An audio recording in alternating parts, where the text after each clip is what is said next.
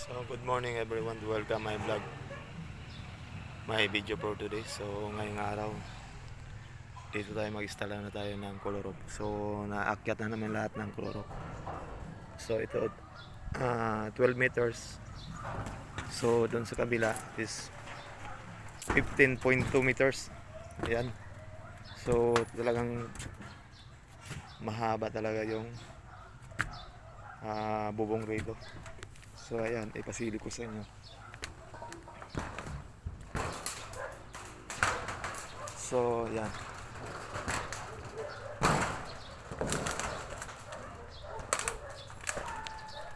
So ito muna yung tartabuhin namin ngayong araw, mga ka-uncle. So talagang 1 week lang namin to ginawa lahat sa pagtatrasis. Yan.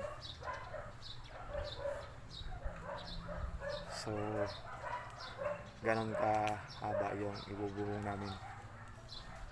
So yung kasama naman na pipintura na. So lahat ng welding ay pipinturahan namin. So para iwas tayo sa kalawang. Yan. So yan muna ang update sa ating vlog. So maraming salamat sa lahat ng nanonood ng aking video.